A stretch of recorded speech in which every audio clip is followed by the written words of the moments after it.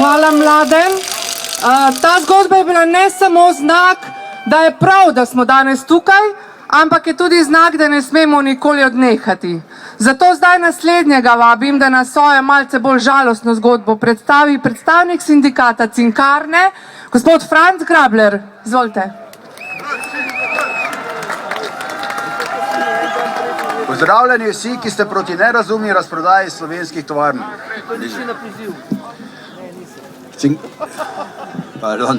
Cinkarnerji se tega shoda ne udeležujemo podporo nobeni politični stranki. Mi se tega shoda udeležujemo, ker želimo povedati, da nam ni vseeno, kaj se bo zgodilo z nami. Ker nam ni vseeno, kaj zapuščamo našim zanamcem in ker nam ni vseeno, v kakšni Sloveniji živimo. Državna lastnina je lastnina, ki pripada ljudstvu oziroma državljanom, ne pa vladi, političnim strankam ali interesnim skupinam. To ni sindikalna floskula, to je citat iz smernic OECD-ja za upravljanje družb državni vlasti. Vlada nima pravice na državno lastnino, pač pa nosi le skrbniško odgovornost. Zato se sprašujem, zakaj nas, državljanov, ni nihče vprašal, kako naj država upravlja s tem premoženjem. Kdo je dovolil katerikoli vladi, da odloča o tem, kaj se bo prodajalo brez kakršnekoli strategije in zaščite zakonodaje za delavce? Ja, tudi nas prodajajo. Zakaj? Ker so tako obljubili Bruslju, ker nimajo nobene vizije in strategije. Pravijo, da je v družbah z večinskim državnim lastništvom problem slabega upravljanja. V Cinkarni smo imeli to srečo, da se politika do sedaj ni preveč mešavala v naše podjetje in podjetje dobro, celo nadpoprečno posluje, tako v evropskem kot tudi v svetovnem merilu. Zakaj torej prodajati kuro, ki nese zlata jajca? To je bil naš slogan na enem izmed prvih protestov, ki smo organizirali proti razprodaji uspešnih slovenskih firm. Ta slogan so na to povzeli še mnogi drugi. Vlada Republike Slovenije se ne zaveda, da države ni brez njenih državljanov in da je vlada tista, ki bi morala skrbeti za dobrobit vseh nas. Prav tako ni podjetja brez delavcev, brez njihovega znanja in izkušenj. Zaposleni smo dodana vrednost podjetja, sicer je to samo gola nepremičnina. Sprašujem se, koga ali kaj prodajate. Cinkarna že leta posluje z dobičkom. Samo v zadnjih 4 letih je svojim lastnikom izplačala 30 milijonov dividend.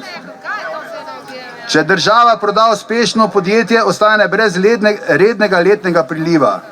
Ko enkrat prodaš podjetje, tega dohodka ni več.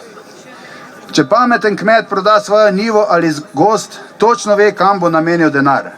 Vložil ga bo mogoče v novo njivo ali hlev, ki mu bo prinašal več dohodka, ki bo dobra naložba za potomce. Samo nespameten lastnik prodaja zato, da proda, ker je sosedu obljubil, da bo prodal.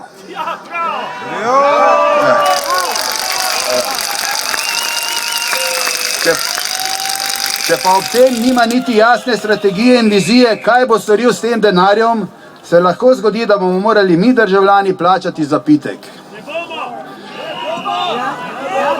Poglejte, kaj se dogaja. Prodajajo uspešna podjetja, odpuščajo delavce, ki so prispevali veliko dodane vrednosti, ki so prispevali pokojninsko in zdravstveno blagajno, plačevali dohodnino. Na ta način izgubljamo veliko dobrih delavcev, veliko lastnega in specifičnega znanja. Izgubljamo razvoj, dobički pa se preusmerjajo v davčne oaze. Ni nobenih vlaganj v lokalno skupnost, šport, kulturo. Cinkarna je v zadnjih letih vložila okoli 30 milijonov v okoljske investicije. Oblikovala je 17 milijonov evrov za sanacijo svojih odlagališč in odpadkov. Ali bodo prodajalci od bodočih lastnikov, ki ne živijo tukaj, ki jih naši okoljski problemi ne zadevajo, dobili zagotovila, da bodo vlagali v varovanje okolja, ali pa bodo bodoči lastniki poskrbeli za zadostitev minimalnim zakonskim zahtevam? Bodo novi lastniki prevzeli to obveznost? Ali bodo rezervacije porabili namensko, ali pa bo jih nenamensko odpravili in bodo postale metode in orodje finančnega izčrpavanja.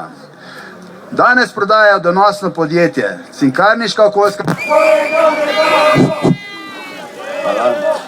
Danes prodajamo donosno podjetje, Cinkarniška okoljska bremena pa že nosimo in bomo nosili državljani Republike Slovenije. Zakaj se torej odpovedujemo donosom na eni strani in se sočasno podajamo nerazumnemu tveganje tudi na strani okoljskih vprašanj? Sprašujem se, ali bomo šli po poti Madžarske, ko je država prodajala uspešna državna podjetja.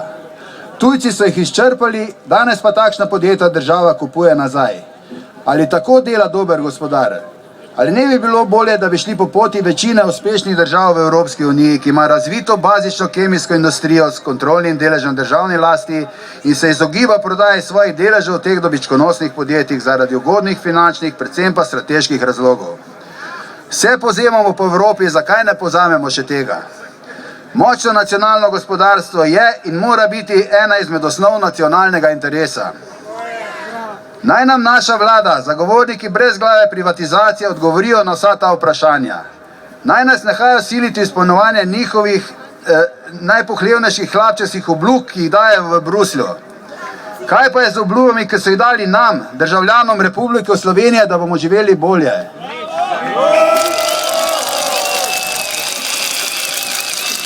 Vse, kar želimo, hočemo in zahtevamo je, želimo delati, želimo bodočnost za nas in za svoje otroke. Hvala.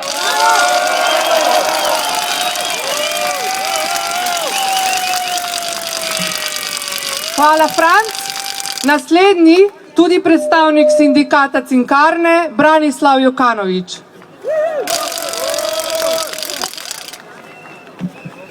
Pozdravljeni, bratje i sestre.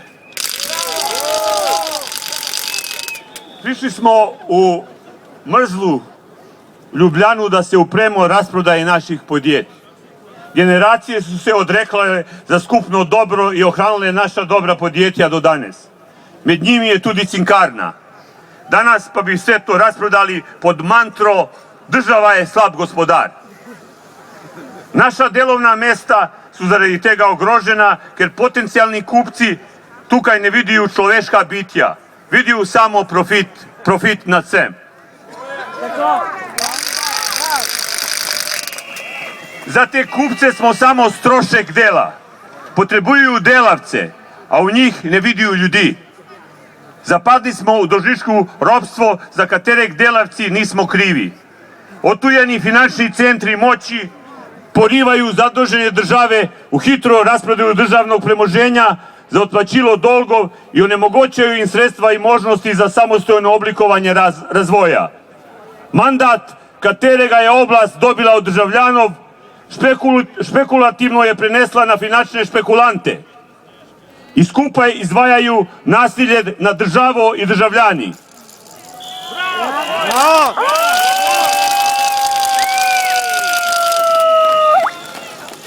Pri tem prihaja do razgradnje socijalne varnosti, negotovosti i zastraševanja delavstva. Sve to se prakticira z veliki pritiski. Za rasprodaju dobrih podjet ni ekonomskih razlogov. Sami rečeju, razlog je obljuba, a je to ekonomski razlog. A je to u skladu sa tako opevanim tržnim gospodarstvom. A je to mogoće prodaja pod prisilo. A je to mogoće nezakonita prodaja. Noben se o tem ne sprašuje.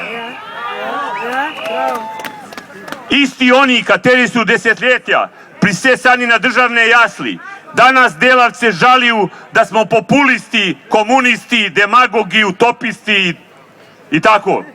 Vlastna država se nas odreka, kaznuje. Zakaj?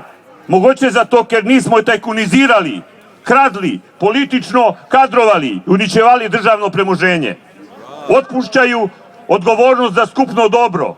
Ne potrebuju ne države, še manj državljanov. Sami sebe su dovolj. Podložnost i vazalstvo do tujih centrov moći katerim dajeju zaveze je njihov izbor. Mi ne. Praviju da se želi umaknuti iz gospodarstva, a u istom času kadrujeju nadzornike najveće družbe u državi SDH pod političnoj pripadnosti, vladajuće moralne i etične kaste.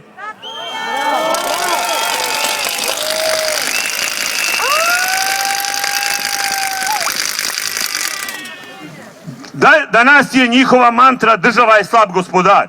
Pred tem pa je bila finančni inženjering. A se spomnete te mantre? Te mantre danas ne upaju izgovoriti najbolj zagrizeni rasprodajalci. Mes je bila mantra državna srebrnina. A danas je ta kužna,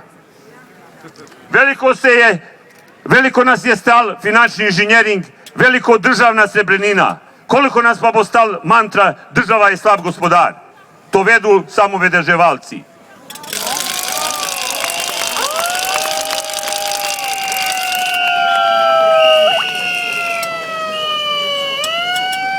Taj isti slab gospodar država nabildala je oropane banke, katere su se igrale sa državnom srebreninom, finančnim inženjeringom.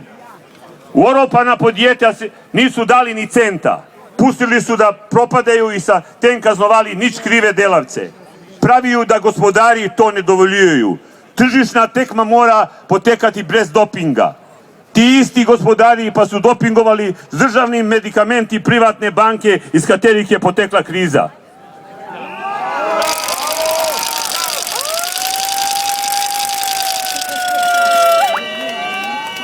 Ponujaju nam zgodbu končne rešitve, brez alternative, brez upanja, uničuju zgodovinski spomin i siljuju popolni oportunizam. Dobro vedu kaj počneju. Vedu da njihova politika ne ustvarja nova delovna mesta i da ne ustvarjaju razvoja. Kljub temu zahtevaju še bolj radikalnu razgradnju socijalne države, ciljaju na uničenje socijalne varnosti, katere ljudi dela slobodne ih štiti od egzistencijalne nevarnosti. Splošna korist je zanemarjena i prevladuje korist posameznikovih skupin. Moć denarja prevladuje nad pravično delitvijo bogatstva ustvarjenog s delom.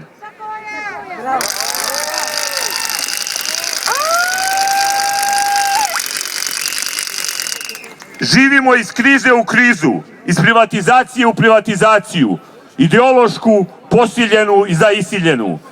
I se dela stvorine u maksimalno iskorišćanje. Namjesto da se rešujeju vzroki krize, se preko hrbta delavce rešujeju posledice. Želiju da se predamo tiho i nežno, noći smrti kako pravi pesnik.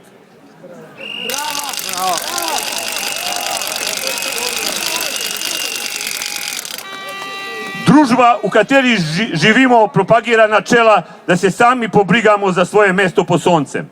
Da nikće namjesto nas tega ne bo storil. Mi to danas jemljemo resno. Mislim i vi da to jemljete.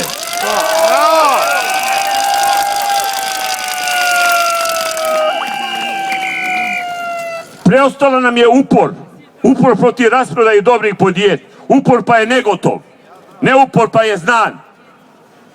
Zato se uprimo. Uprimo se za nas, za prešnje i za prihodnje generacije. Uprimo se, ker verjamemo, da obstaja še razum na drugi strani.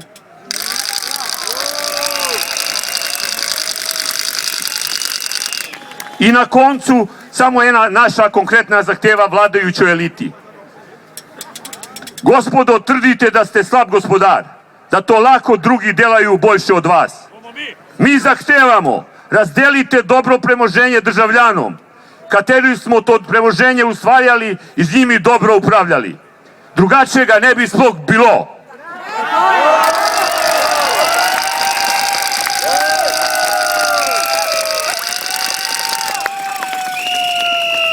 Državljani bomo našli najboljši model upravljanja, a vi, gospodo, vladajte naprej do konca svojih dni.